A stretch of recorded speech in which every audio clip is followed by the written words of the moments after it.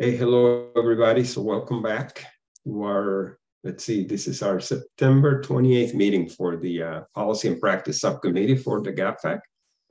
So glad to get you all back together. And we've got maybe a couple of the folks joining in a little bit later. But I wanted to first say, if we have anyone from the public, welcome to our meeting. We will normally have a few minutes towards the end of the meeting for any public comment that you would like to make as we get going into our discussions today. But first is, so I'm Boris Arati. I am the designated federal officer for the FAC. And we have lots coming up here in the next couple of weeks. I do want to give you a couple updates. The first one I want to mention is that we are moving our next full committee meeting to December 5th. And I did send a save the date, so making sure that gets in your calendars, hopefully. So that's in the works. So we're planning for just moving that meeting back a little bit. As far as other things, so look, you asked about the shutdown. So we are planning for the eventual shutdown. So one thing I can tell you, and I will send more guidance to the whole committee so everybody knows, with a shutdown, if it did occur, we would not be able to have meetings, either public or administrative, just because we would not have DFOs there. So Stephanie and myself, Dave, we will be furloughed until the appropriations pass, until the budget is signed. So that would be the case for us, and therefore there will not be, we're not looking for a whole lot of activity to happen for the committee in the event of a shutdown. But I will send a little more information. Did check with our legal counsel at GSA that kind of tracks all of these things, particularly for federal advisory committees.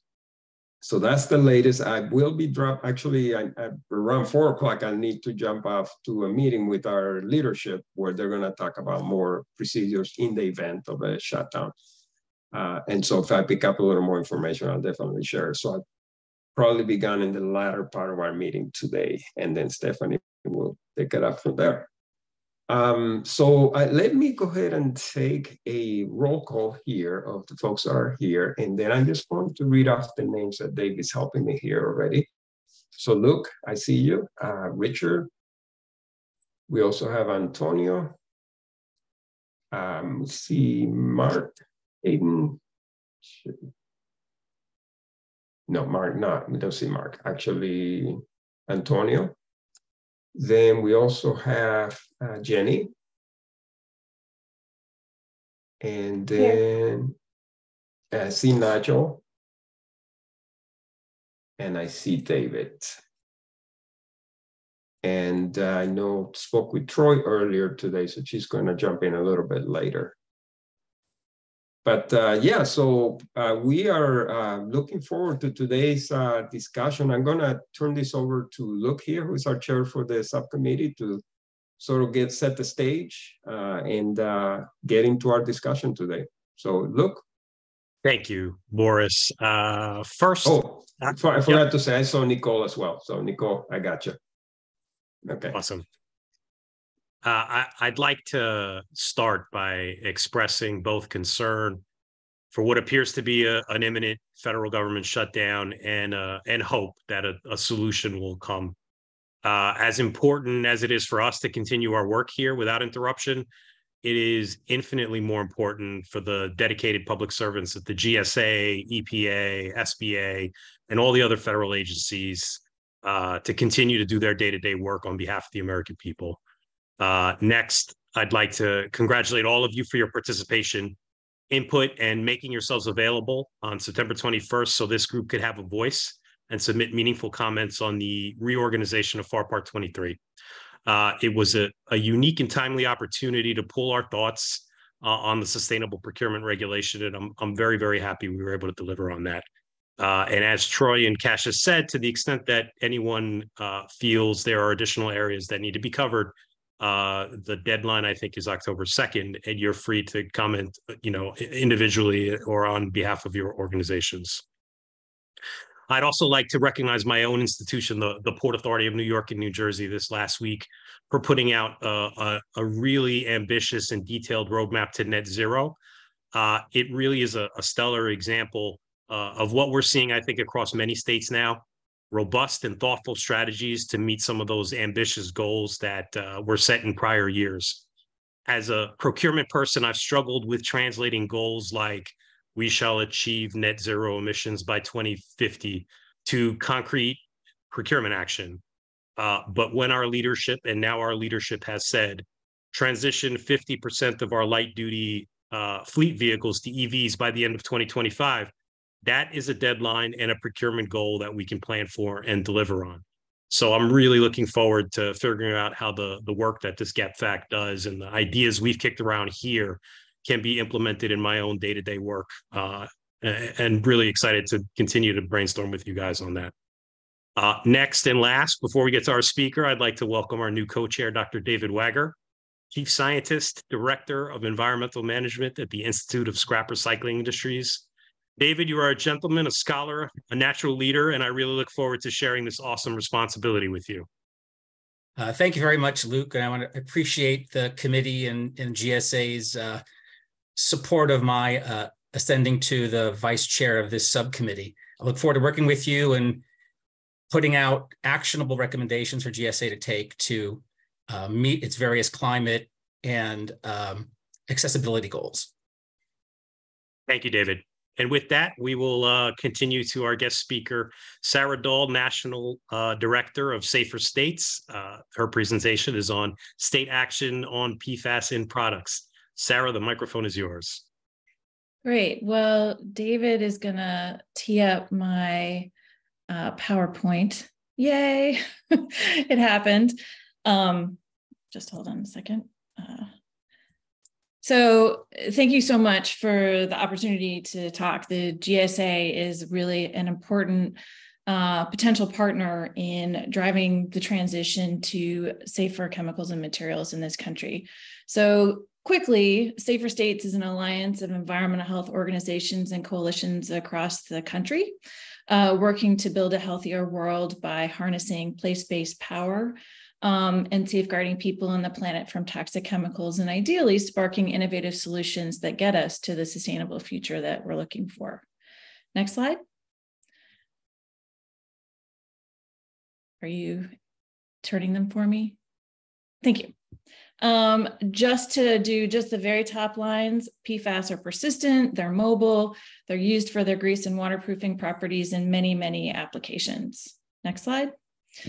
They're found in 99% of us, linked to health problems, including cancer, hormone disruption. But as Dr. Birnbaum, the former director of the National Institutes of Environmental Health, says, it's not just cancer, it's not just immune system, it's not just the kidney or liver, it's that they impact pretty much every system that you can think of, which is part of what's creating the urgency in the states to act.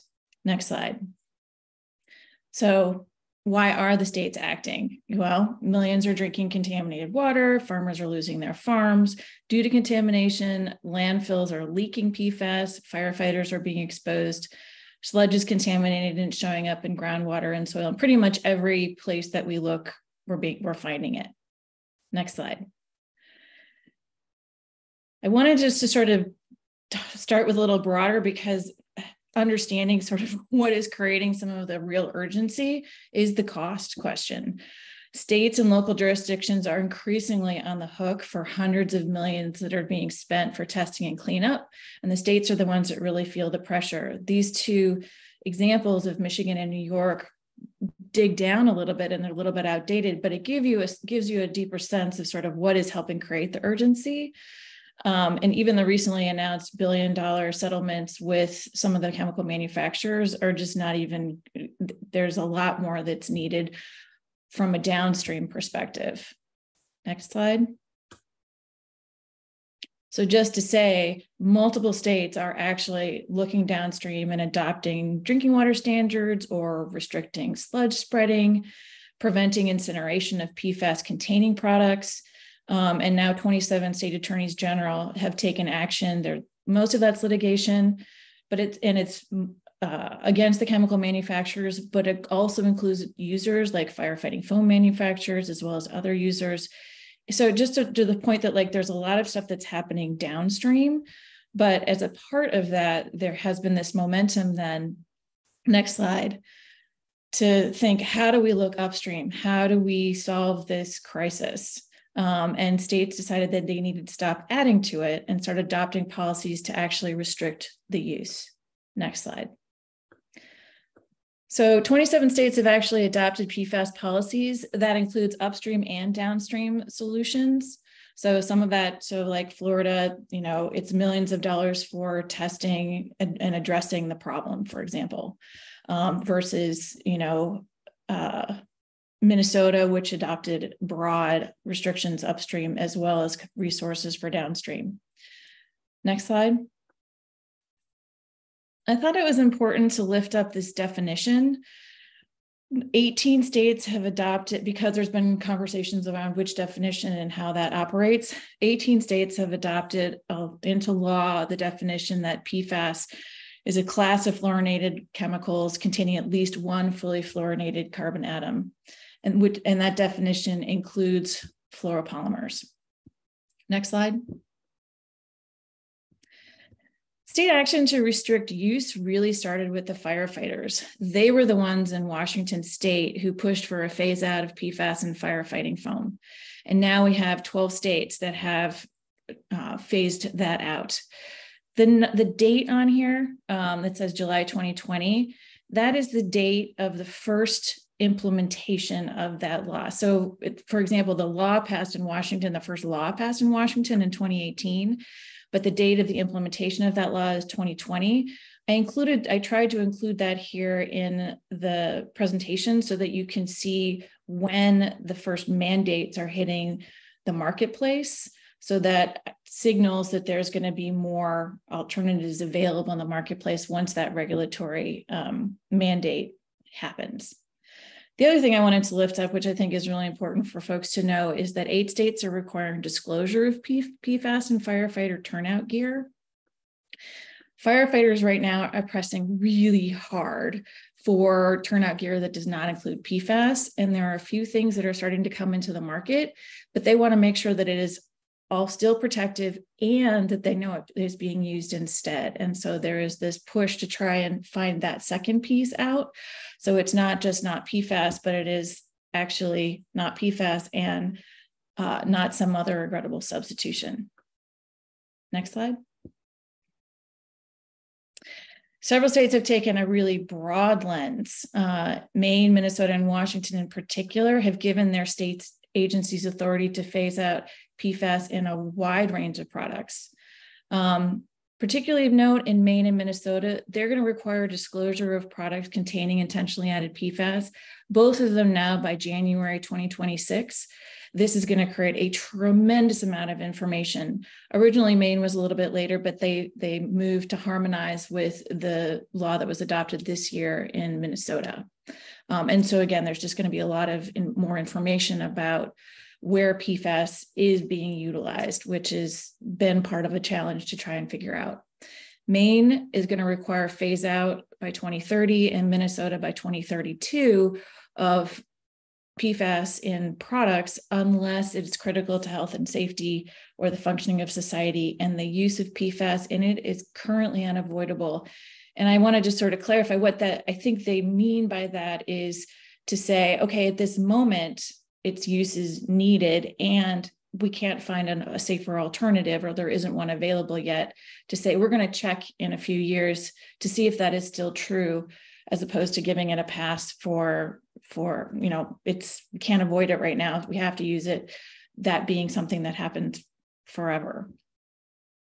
The other state I think that is really important to lift up is Washington State, and they have authority under its Safe Products for Washington law, which requires the state to actually identify safer alternatives to whatever the use in it is. It's like eliminating PFAS in textiles. They go through some process to help identify what are actually safer alternatives to that use, and then make that information available. Next slide. So There's all sorts of multiple specific sector phase outs that, and I, fail on my slide creation because there's too much information, but I thought it was really important for y'all to know that, for example, 12 states have enacted phase out of PFAS in food packaging. And in particular, a few states have also included phase outs of other classes of chemicals of concern. So, for example, Maine and Vermont also adopted restrictions on orthophthalates in food packaging as a part of helping ensure that what then gets into the marketplace is safer. Multiple states have acted on textiles, including California the most broadly, but then also some very specific restrictions on carpet rugs and aftermarket treatments. Apparel, the deadlines in apparel is 2025 for regular and 2027 for outdoor gear. And similarly for furniture, it's 2023 for indoor furniture and 2025 for outdoor. Next slide. And there's even more. So multiple states, 6 states are taking action to phase out PFAS in cosmetics. In this last year, Washington and Oregon both adopted policies to phase out PFAS and other chemicals and classes of chemicals of concern, particularly targeted at people of color. And the Washington law, I think, is particularly important to lift up because the law includes resources for the state to assess the hazards of alternatives and make that information available. And then it also provides support for small businesses, including beauty salons, to identify and then operationalize safer solutions. So the money that goes with it can go to technical support, chemical hazard assessments, or resources to support reformulation.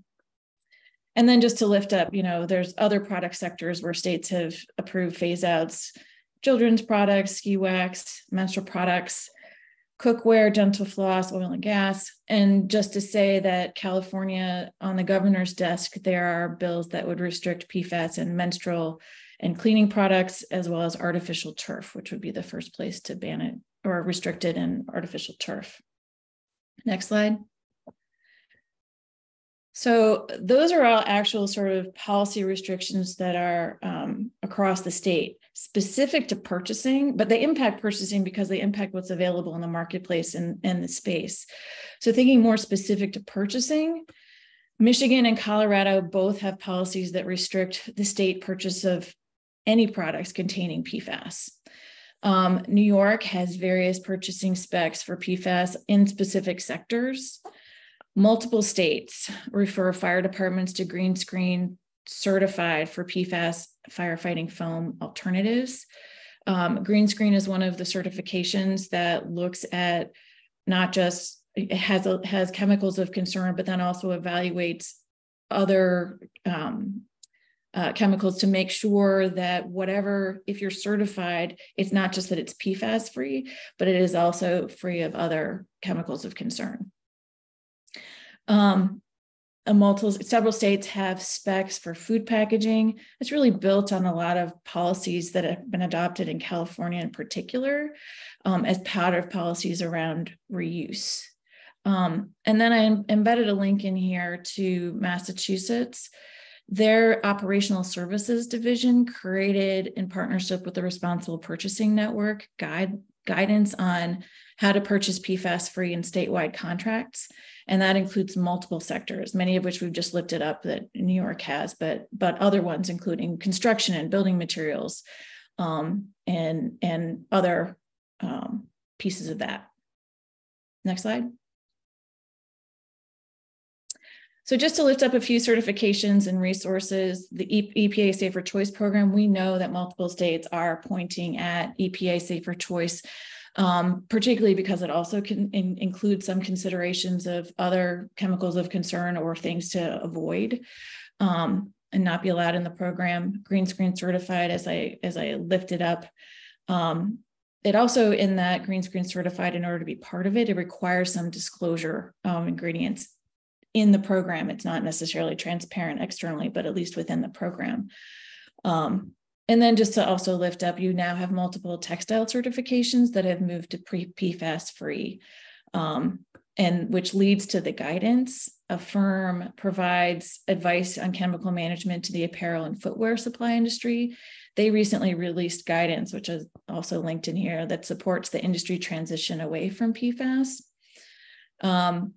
ChemForward is a tool that provides chemical hazard data and helps identify safer alternatives. States are looking to these kinds of tools because not as many states have the same kind of capacity as a Washington state to do that alternatives assessment or help identify safer chemistries.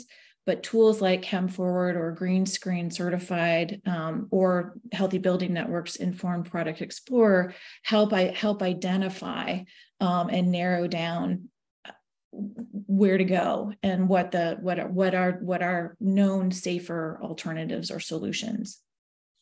And I reluctantly include the SAFER put together this fact sheet with the Ecology Center in Michigan, and it's a bit outdated, but it has links to some of the specific procurement specs that I've been lifting up that might be of interest for you from a purchasing lens. Next slide. This is just to say that the market is moving. Leading companies, are looking for and adopting solutions, which again creates more market share for PFAS-free and ideally safer solutions. Next slide. So just to say, the solutions exist and federal purchasing can really help with that market transformation, especially I think by reinforcing the need for transparency and supporting and investing in the chemical hazard assessments so that we really help in this transformation avoid regrettable substitution. And just to reinforce, the urgency isn't going to go away. States are going to continue to act if you look at policies that were introduced 5 years ago, it was like 2 policies on PFAS. And last year we had 33 states with, 200 policies introduced. You can expect that same kind of momentum, both on the up and downstream side, but particularly on the upstream side, as states are like, we need to be part of turning off the tap and moving to better. So I look forward to the conversation. Next slide, last one, just me, thank you.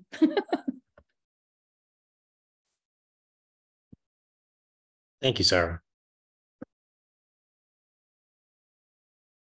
Questions, comments, thoughts?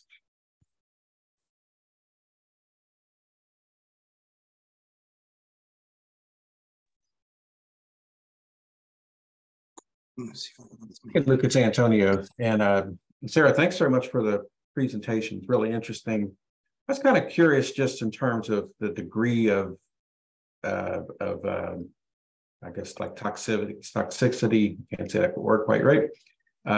Like which of these are things that are there certain things that are just really, really over the top bad for us, and some things that maybe are not so bad as we're looking at things that might relate to purchasing that the government does? Any particular types of products or things that you think are most likely to be things that would be in our wheelhouse? Well,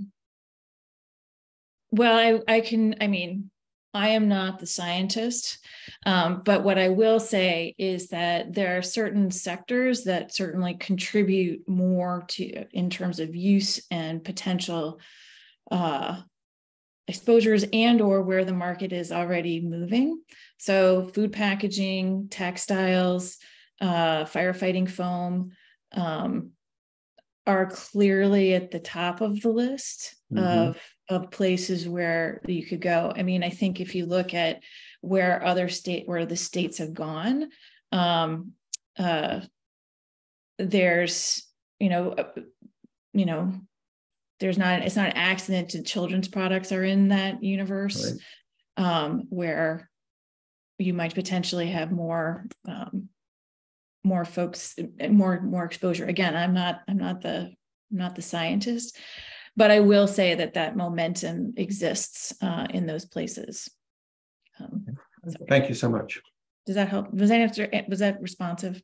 Yeah, it is. It is because for a person like me who's new to some of these things, just getting a sense of is it things that are likely to be in paper or ink cartridges, or is it things that are related to light bulbs, just like there could be so many different things, and not having a sense of what those things might be and how we might be exposed to different things. So, the cleaning products definitely stands out as one that, certainly, that's happening in every one of our buildings. There's cleaning going on literally all the time.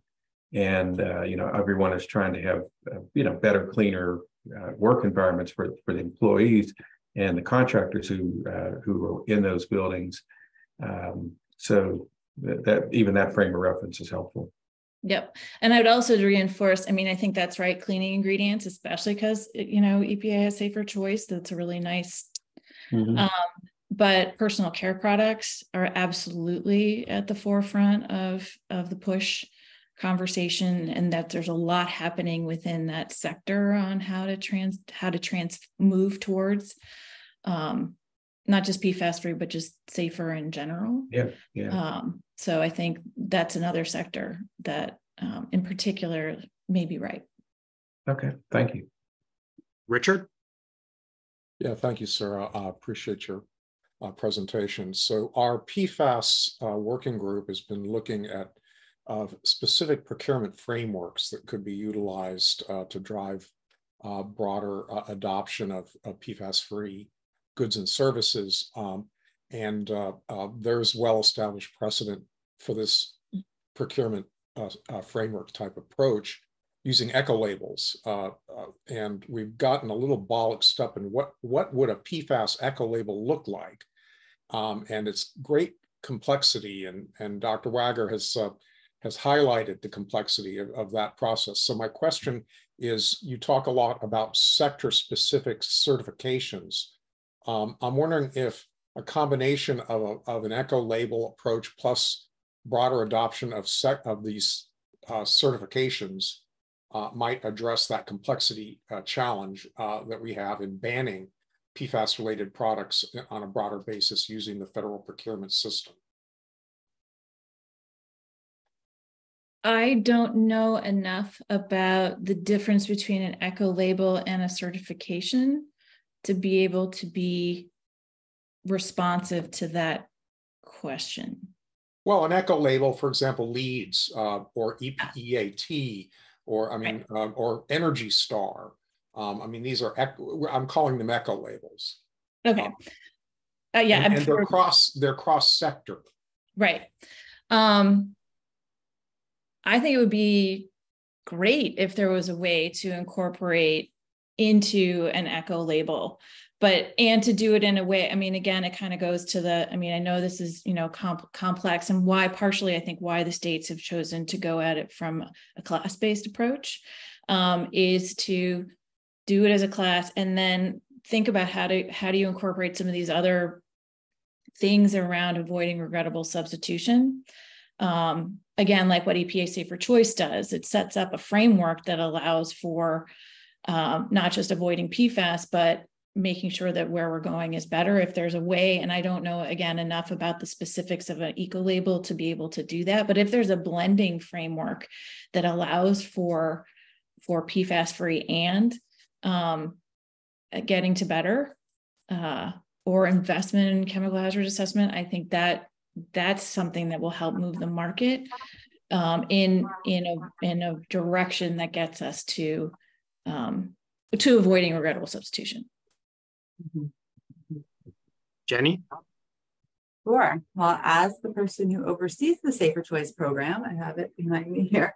I'm really happy to hear you talk about it. I really see it as one of the few examples we can really point to that looks at, not only does it look at addressing PFAS, but at all the other chemical ingredients as well and the formulations.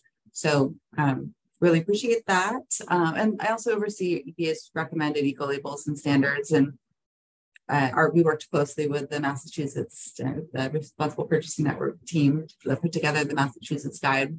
And really, there are a lot of challenges with eco labels, and in large part because of current coverage, and because we don't necessarily want to encourage a label that's, you know, just PFAS free, because there's so many other potential hotspots, chemical and otherwise. And so we've been working with looking at our existing recommended labels, seeing whether and how they address PFAS, and encouraging more in that area.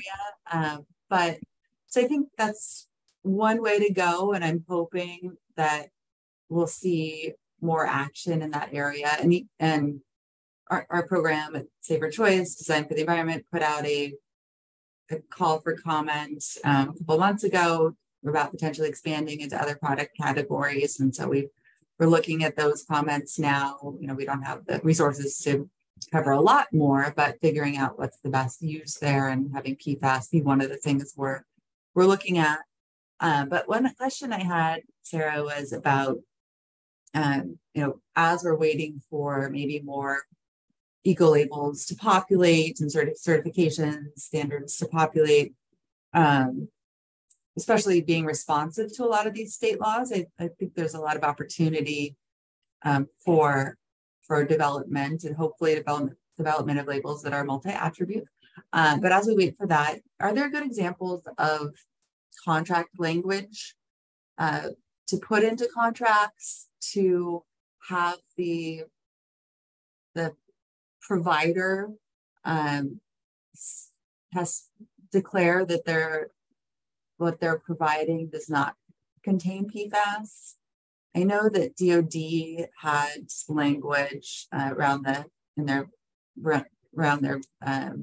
what was required under the NDAA that would for their suppliers, kind of in their solicitation.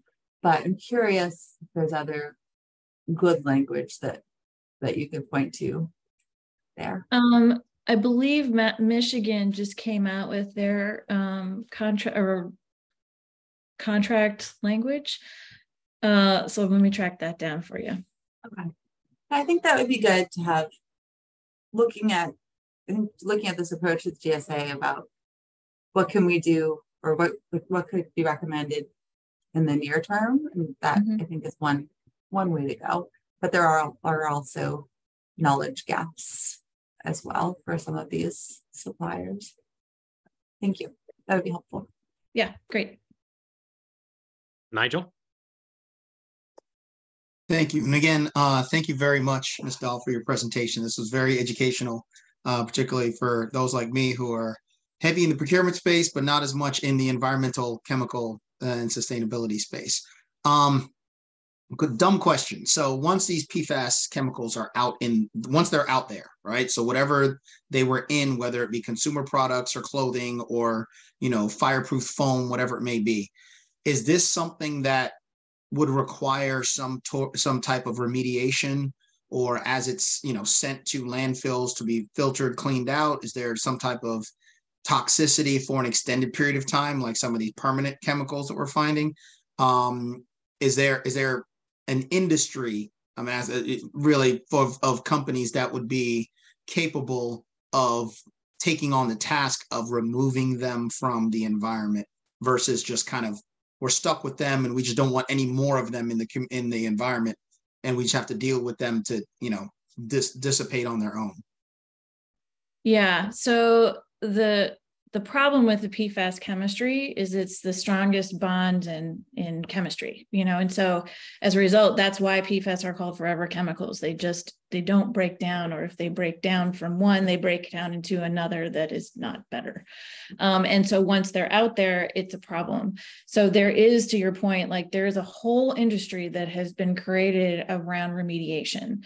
And so, particularly the initial focus of that has been on drinking water and putting in like, you know, activated carbon filtration, but then those fill up and then you have to dispose of them. So where do they go? You know, you have all of this firefighting foam that's out there that is all full of PFAS. Then, you know, have the fire services switching from PFAS contained to PFAS free. Well, what happens to the old stuff?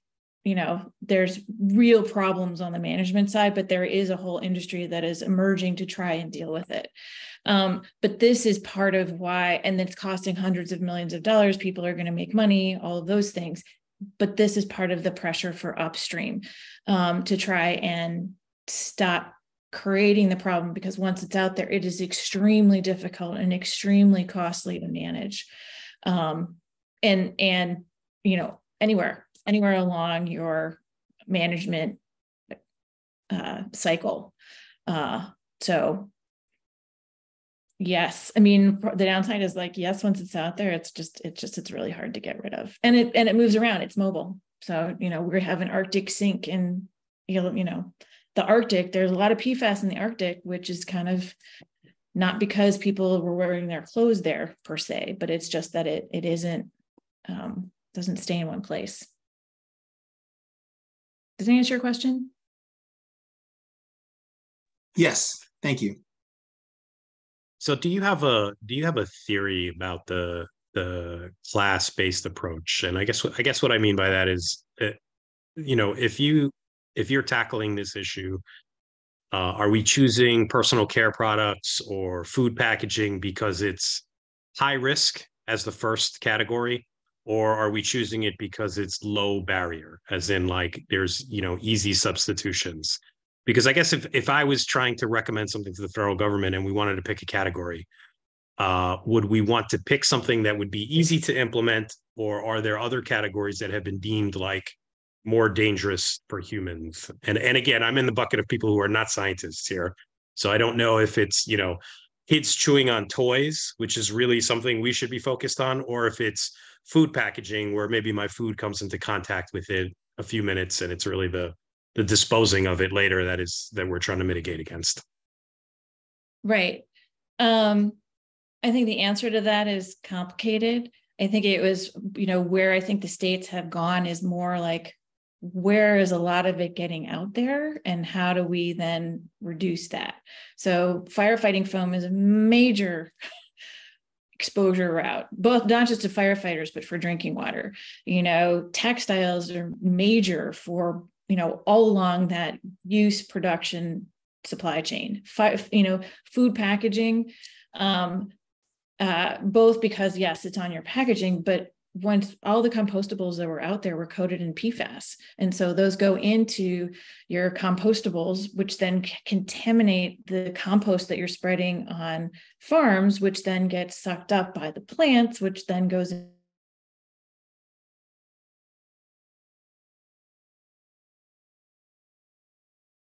Sarah, I think we lost you. into you. Sorry. Am I back? You're back. Oh. You're back. We lost you Okay. for about 10 seconds. Okay. You missed my whole, like, Compostables. We ended at compostables. The problem with compostables, here's my hands going, compostables. So no, like if you put that in the compost, then that actually gets spread on farms, which then gets sucked up by lettuce, which then comes into you. So it's just like, let us get it out of the compostable cycle. So that is part of this. It makes up in personal care products. I think part of it is just like exactly that it goes on and in us. Things that do that have some urgency. But the reality is part of this is we don't actually know what some of the uses are. It's just like, it's a lot of things. So that's why some of the information that's going to come out of Minnesota and Maine is going to be so useful, because it's actually going to fill some of the data gaps that we know some things, but we don't know others. And so I think that is part of why there has been these focus places that the states have chosen to lead with. Thank you. David? Yes, so Sarah, appreciate your presentation. I am a scientist and a chemist also. I'm just curious, so the definition that you offered in your presentation is probably the most expansive definition that's out there. I've seen others, many from EPA, that rely on 2 carbon atoms having certain relationship and things like that. At least in my view, that really expansive definition includes molecules that probably aren't the issues, say it with farmers and biosolids or with carpeting or other things. Does anyone have a problem trying to pinpoint whether they have something that meets the definition just because it's not obviously PFAS? I'm just wondering if it's kind of a wild goose chase, given that really expansive definition. I can think of refrigerants and other things have nothing to do with any of the drinking water issues or health issues that people are concerned about that fall into this definition. Well, I think the states in using that definition are trying to capture the broad understanding of what it is and where it is, and avoid it. I mean, if you look at what the European Union is doing, which has a pretty similar definition, it includes things like F gases and refrigerants as sort of like, let's actually make sure that those are safer, or is there a safer solution in the marketplace? So I think it's trying to just capture that bigger universe. And if there are things, again, if you look at what Maine and Minnesota have done, is like, if there is an essential or absolutely necessary for health and safety use or piece of this, then it creates some space for that.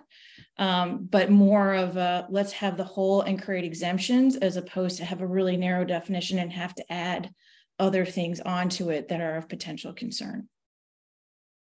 Yeah, and I appreciate that perspective. Certainly, aside from this, say there is the HFC phase down. And so you kind of have sort of intersection of those kinds of things with the PFAS related things. I'm just wondering if you've seen it's create confusion or things like that. We want to be targeted and not kind of try to eat everything at once, so to speak. Yeah, well, again, so from what I've observed, which is just me, for the rollout of states utilizing this definition, they're not running into pushback on the sectors that they've chosen or to regulate utilizing this definition. Okay, that's helpful to know. Thank you. Thank you. Any additional questions? Stephanie. I just have a question regarding the marketplace as it relates to intentionally added products. Has there been any kind of discussion on if there's going to be any type of label or any type of price increase? Will these providers be penalized? Any kind of discussion around those products that will have PFAS, if I took that correctly, intentionally added? There is nothing that there are some places like with where are the disclosure labeling? I was thinking about the firefighter turnout gear requires labeling if whether or not it contains PFAS or not. There is nothing in the state laws that if like you have an exemption because your thing is essential for health and safety and meets that threshold, that it will say this contains PFAS, to my knowledge. Yeah, it's possible it's possible that there will be a policy that will come forward with a more transparent labeling, but so far more of where the states have gone in the product sector has been elimination and timelines to move away from the use. Nicole? Yeah, Sarah, you may have just answered my question. I think about eco-labels, this notion that the eco-label is often signaling a quality that a product has that someone in the marketplace might find desirable. And so you could have a PFAS-free label, but I think that given the health consequences of PFAS, we should be taking the countervailing approach that if it contains PFAS and we believe that that is something that's not good, then the label should say contains PFAS, similar to health products that say manufactured in a facility that contains nuts because of the allergies and other components associated with that. And you mentioned that for firefighting, products related to firefighting, that there's the potential for the PFAS free, or at least there's a conversation about this. Is there a broader conversation in general about how to signal to the marketplace whether something's PFAS free versus contains PFAS?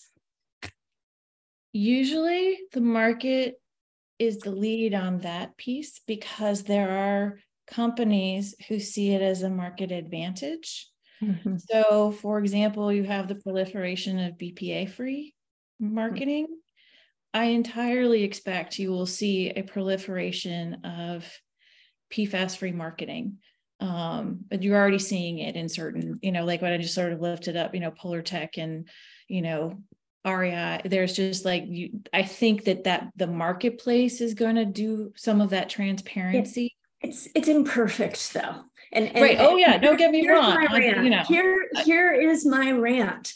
What it does is it helps the good companies sort of separate themselves from the others rather than putting a badge of dishonor on the ones that aren't doing anything. It's a very different policy approach.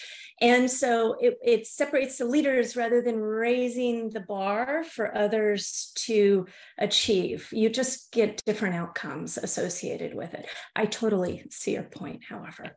Well, and I just want to say, I think one of the reasons why the states have gone more of a regulatory approach is then you do actually capture the laggards from an equity and environmental justice perspective. If you label it, you end up with, the fancy stores offering PFAS free and the non-fancy stores offering PFAS full. And that's not okay. And it's all voluntary. And we know how that works out in practice. A very small portion actually move towards that change. Right. And I think that that's part of, again, why the states have moved towards a more regulatory structure so that you create a level playing field. And again, like in Washington State, I want to, again, lift up the Washington State cosmetics law, because I think it's really important because it's about investing and supporting small businesses in that place to identify safer alternatives if it's even necessary. Because I think that's also a part of this is like, they're asking the question, do you actually have to have PFAS on a guitar string? Or can you have guitar strings without PFAS? Let's at least ask that initial question. And then if it is something that is absolutely critical, then let's have that conversation. But like both that piece of it is, I think it's just an important contextualizer of where it's going. And then this move for supporting businesses to identify, know what's better, have that information available to them, and then be able to make the transition. Thank you very much. The presentation was terrific. Excellent. Well, I apologize for putting so much information in the slides. My staff is like, too much information in the slides, but I was like, no, they have to have it. So thank you. We appreciate it. Any other questions?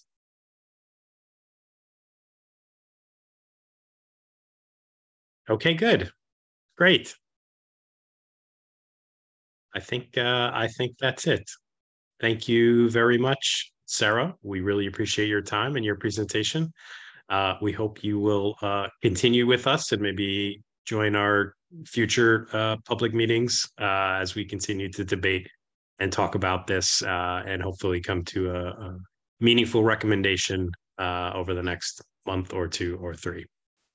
Excellent. Well, thank you. And if you have any questions or if I can provide any other information or as you move forward, please let me know. I'm happy to be helpful. Great. Thank you. Thank you. Okay. All right. So I think we're going to transition now to what we contemplated to be the report out from the task groups. We have a couple of key folks that are not here representing some of the task groups, but we'll do our best and we'll see where we are. Why don't we start with the most relevant topic here, PFAS. Richard, do you want to take charge and go first? Sure. Right. So yesterday we held a discussion with the working group talking about going forward on a PFAS specific initiative. And as I asked the speaker there just a moment ago, we seem to have settled on an adoption of a procurement strategy that would seek to limit PFAS products using existing approaches, such as, for example, the whole eco-label universe going forward. And the discussion was tied up around what that means and what eco-labels might look like. And so I was very interested in the presentation talking about these other approaches using sector-specific certification procedures and whether or not that would have a role to play going forward. We also were provided a template to use for the proposed comments that looks quite readily adaptable for our purposes as well.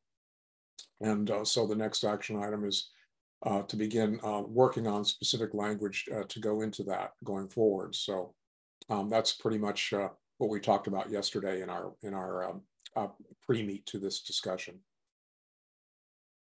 And I think what's contemplated next is like, let's put pen to paper, right? Let's start let's put something down. Let's get something that folks can react to. And I was wondering I think Richard, David, Jenny have really led the charge on this. Are there any other members of the subcommittee who are interested in participating? I think there's been a good background at our subcommittee meetings. A fair number of topics and presenters have spoken on the subject. If anybody feels interested or impassioned and wants to help write, start putting pen to paper on what that recommendation is, let us know. You don't have to do it here, but we could always use another set of eyes to kind of take a look at these things and work through the issues and the drafts between meetings. So let us know. Any response to Richard and the PFAS group? Any thoughts, comments?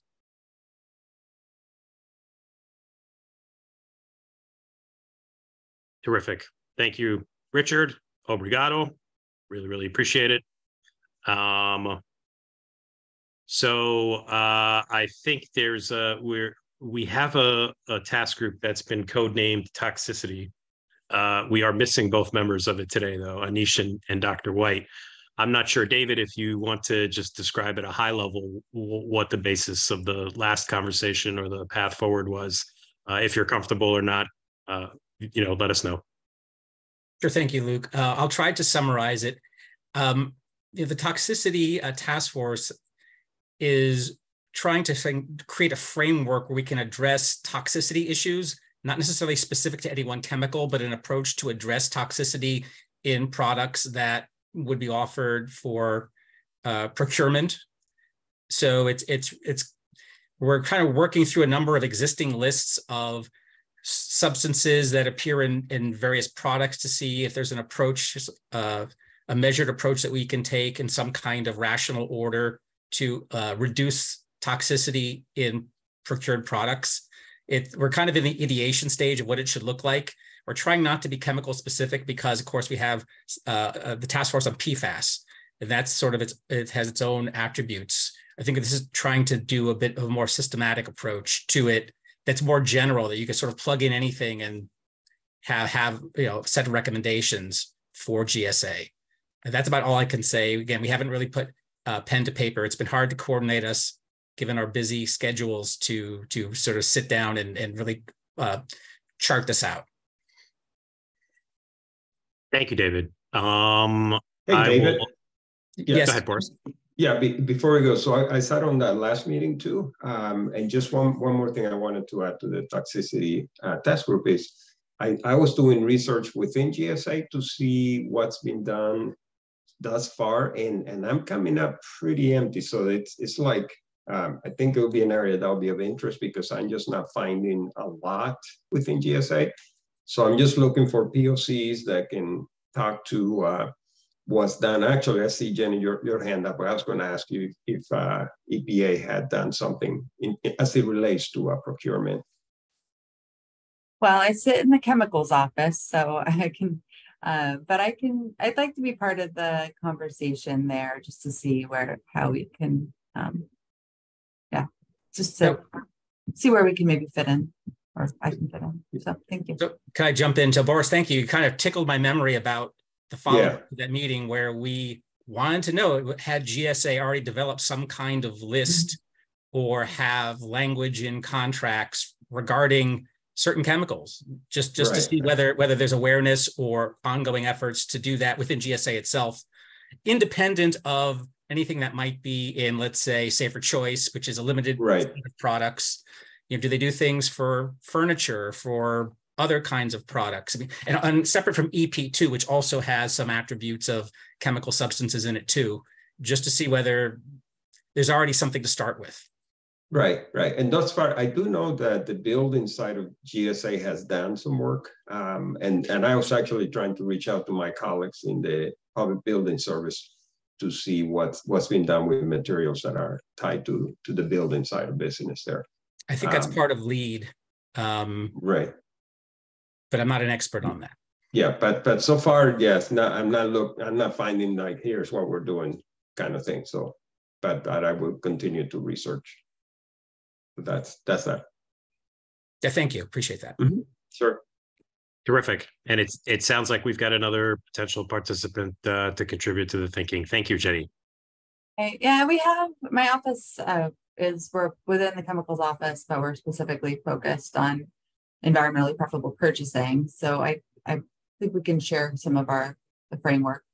We have a framework that's online. But yes, happy to share our materials and let's listen in on that conversation a bit. So thank you. Okay.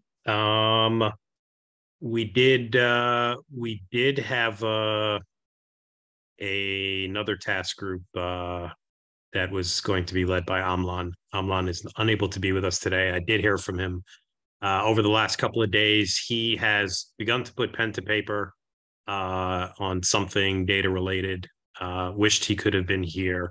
I guess we'll hope maybe we'll be able to get our eyes on something in anticipation of the next meeting. If not, I'm sure he'll be ready to explain what it is his thought process has been. Then there is the ambitious state innovation and best practice. Yes. I'm going to interrupt again. Sorry. And Please. I see Nicole here. I think it might be a good time, Nicole, if you can just throw a couple comments from the conversation on Tuesday, which I thought was really solid with the industry focus group, because I thought that really added to the data conversation a lot. Yeah, I'm happy to, Boris. And some of that, a lot of that conversation intersects with the work that's taking place here. So we had the pleasure of talking with two different vendors that engage with GSA and asked them questions about how they bring their sustainable products to the environmental aisle, what the pain points are, what that looks like, so that we could begin thinking about how the acquisition workforce considers the information that's ahead of them, whether the information is sufficiently comprehensive based on what gets tagged versus what is really out there. I expected the conversation to go one way. It went a very different way. We had one of the presenters was representing a small business. Another was highly connected with charities and other organizations, a very mission-focused company. And they discussed how there are enormous opportunities for them with the prospect of embedding sustainability requirements into federal acquisition, for them to gain greater access to the marketplace, ways in which they otherwise have had difficult time accessing, in part because the existing tools aren't connected with other aspects within the purchasing process. And so they see opportunities for integration. They see opportunities for better data. They see opportunities to enhance their access to the federal marketplace, which was not what I expected from the conversation. It's so dated, but I found it entertaining in various ways. So interestingly, that conversation punctuated a lot of the other discussions that we've been having with folks inside GSA about the problems related to existing data, lack of integration, problems with false positives and false negatives. And it is their hope that GSA can take a leadership role in creating data standards that would remedy not just the problems internally within GSA, but it would also remedy problems across the vendor community to getting sustainable products in front of the eyes of the person who's responsible with making the appropriate decisions. So I would say that it was a different perspective, a very important perspective that we hadn't heard from as yet.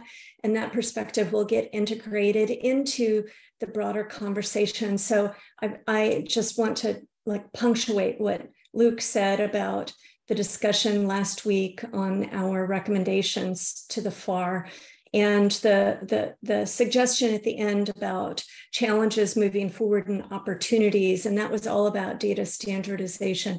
It's our hope to take that recommendation and push it further to add some texture for GSA, and we'll be adding in important elements related to this vendor conversation as we do that. Thank you, Nicole. Any reaction or question, folks?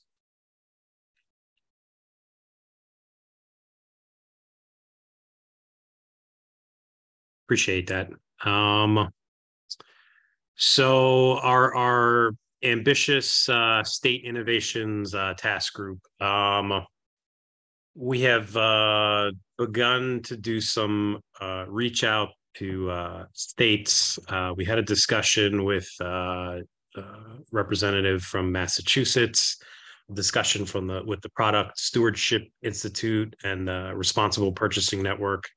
I think Nicole, Mark, and myself have a large vision of a broad study that really takes a deep dive into some of the practices of the states and tries to figure out what could potentially be considered a best practice that could be recommended at the federal level and maybe have some utility for other states that are looking or trying to find inspiration in what the leading states are doing.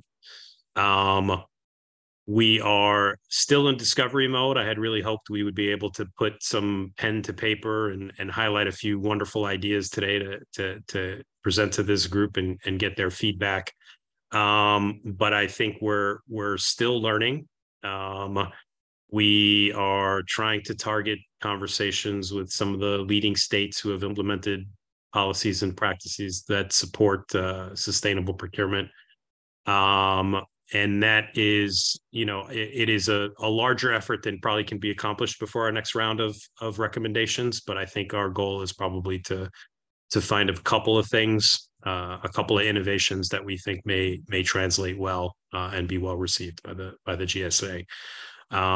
Mark, you've also had some conversations. Do you want to talk about those? Yes, thanks for that. Johanna at the Sustainable Purchasing Leadership Council is somebody I had met several years ago when I was the state purchasing director. And she had helped with going through the steps of trying to put in place a sustainable program for the state of New Mexico. I also worked with ASU and met a lot of people along the way. And what I think the states can really offer is experimentation, because they've already done it. They've made the mistakes and they could give us some guidance.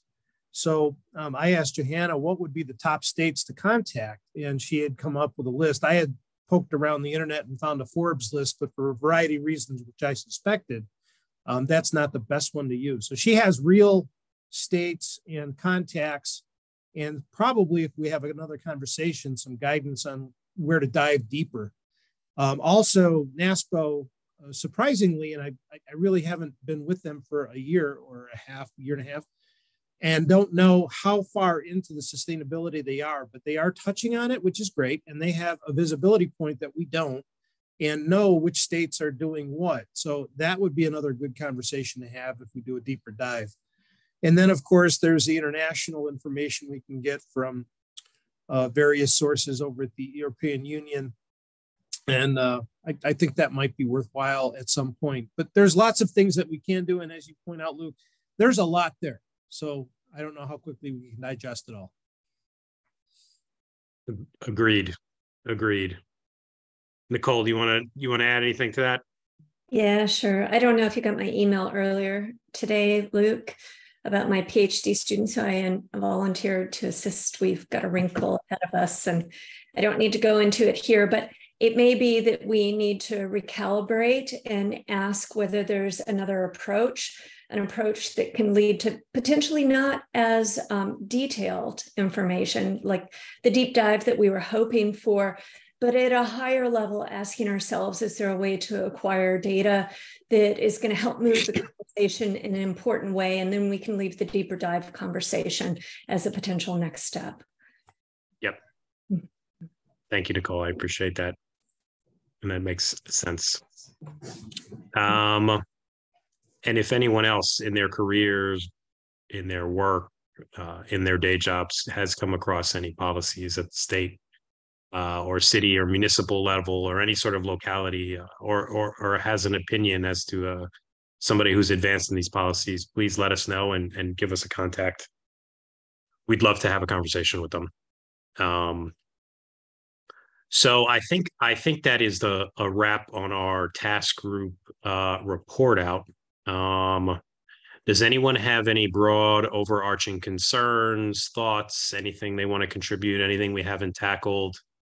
Nigel, actually, I did want to mention you had brought up in a conversation a concern about how are we going to support the small businesses who are trying to meet some of these requirements that are being built into these state and federal procurement processes. And we had come across, and I can't remember what state it was, but some state has actually allocated resources, technical resources, financial resource, some program specifically catered to that contracting community. And so if I can figure out, and we will ultimately, we'll have to comb through our notes. If we can figure out where that is, I think that's the kind of highlight we'd like to figure out. You know, if a state has found a way to elevate their, certified contractor community to be able to participate in sustainable procurements, that's something we want to look at and maybe put in front of the GSA as a model. So I was very excited when I heard that, and I wish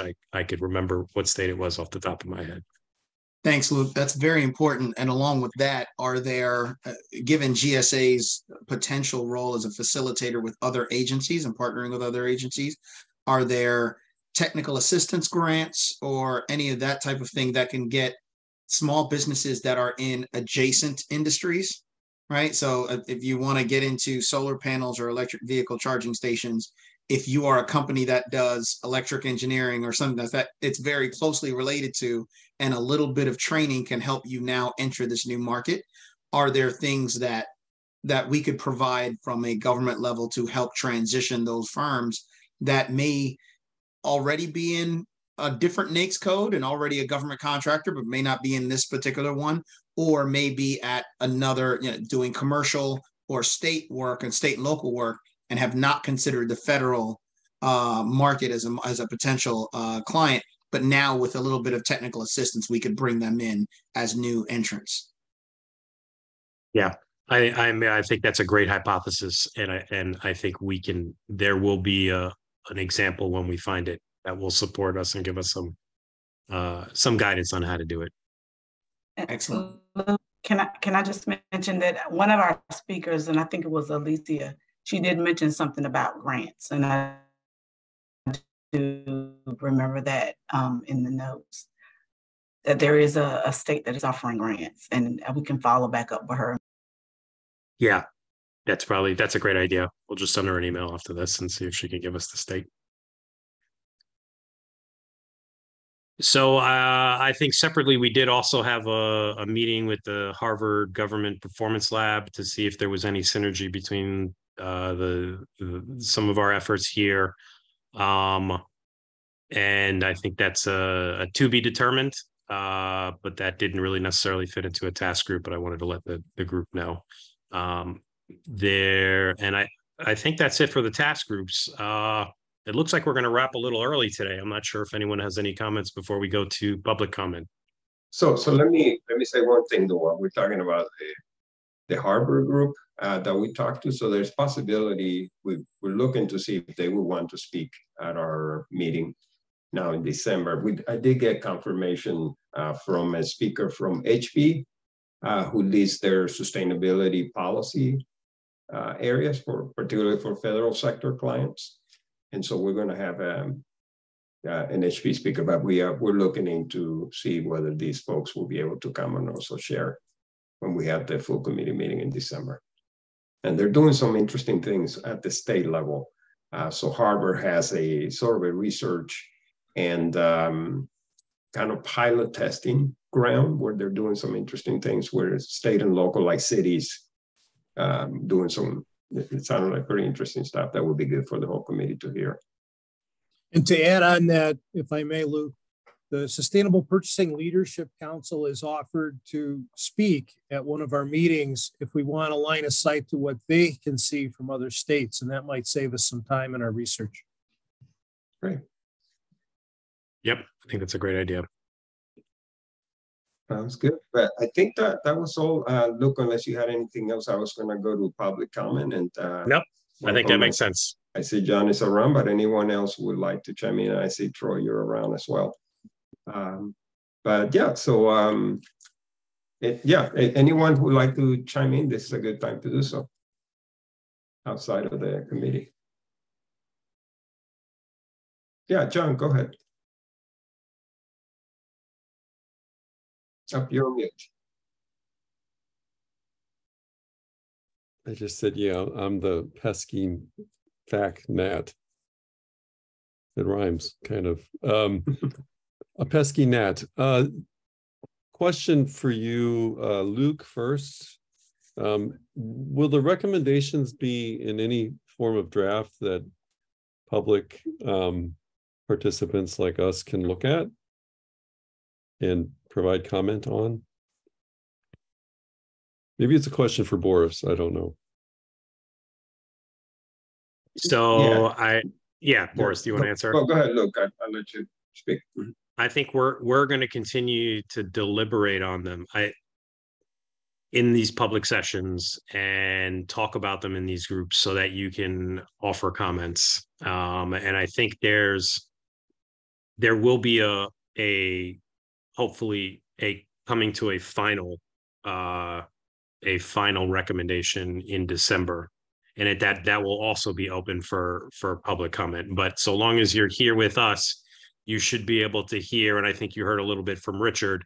We're not exactly settled on anything yet.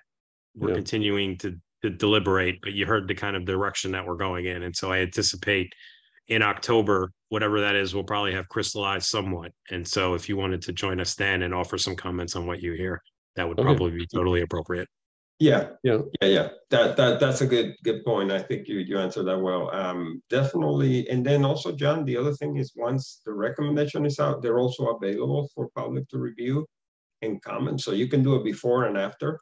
There's a formal process. Yeah, you can absolutely comment either before or after. And the recommendations go to GSA as advice, and then GSA deliberates internally as well. Right. But we continue to receive comments even after the recommendations going. So okay. Well, I don't want to repeat everything that I talked about a few weeks ago, but there was a comment today about trying to provide the information for the government procurement officer to do the right thing. And I really think that will be a very difficult strategy because there are thousands of them who are trying to meet well, I called it a thicket of other various requirements. And I still would like the committee to consider that GSA could, I think, fairly easily stop listing PFAS containing products on the MAS, the general schedule. And that's not the whole of all purchasing. That's only about a fifth of the purchasing, but many of those common products like carpets and rugs and cookware where we know there are alternatives. There's no secret mystery, no complication to it. There are certifications for all those products. Safer alternatives exist. So why not list only those that are safer alternatives on the MAS? And then it leaves no room for error. The government purchaser that one of the thousands of procurement officers cannot miss by purchasing off of the schedule. So I would like to hopefully keep that concept alive in your deliberations. Thank you. Appreciate that, John.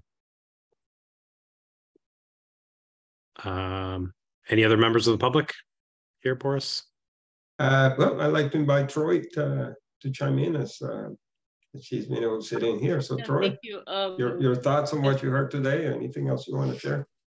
Yeah, just an excellent speaker, and thank you all for all the work you're doing on the different task forces, and it's great that things are moving along and so many of these. So just want to thank you, and John, thank you also for joining us here and helping us as the subcommittee and full committee deliberate these issues. So and that's very important to us.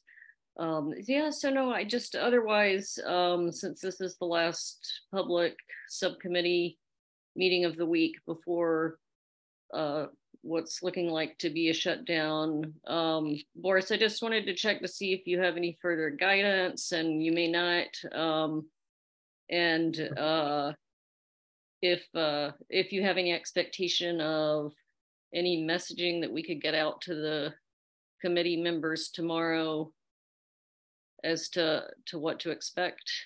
Yeah, and I shared a little bit maybe before you got on the meeting. I talked a little bit. So just to reiterate, as it stands right now, in the event of a shutdown, we would not be able to meet either publicly or administrative meetings, because Stephanie and myself, we will be furloughed because of the way we're funded for our work. So if the shutdown happens, we just will not be able to have subcommittee or committee meetings. So in essence, it would cause the work to cease from that perspective. So any things that require meeting just will not be able to allow the committee to move forward. I'm trying to get a little more specific guidance for members on FACA situations, so that we can, because we have 3 besides us, there's 2 other committees. And I definitely would like to send that out tomorrow. It's looking like it's going to be tomorrow. Okay. But I can tell you this: so if a shutdown does happen, we will not be having meetings. So that's the one thing I've been able to definitize.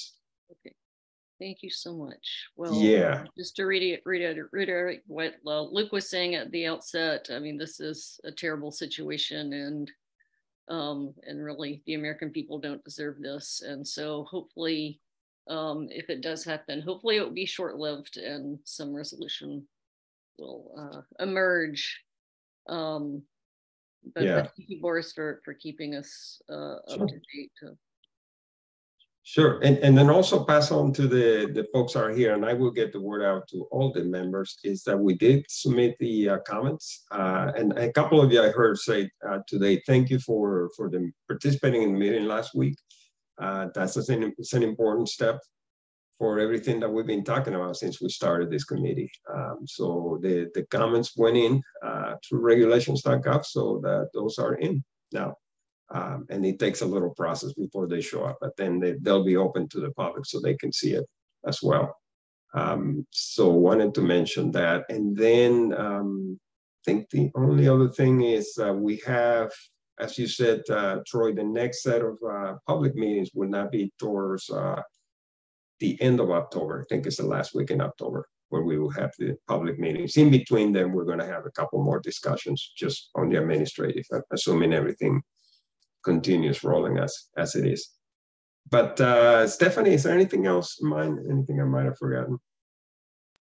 No, nothing else I can think of. All right.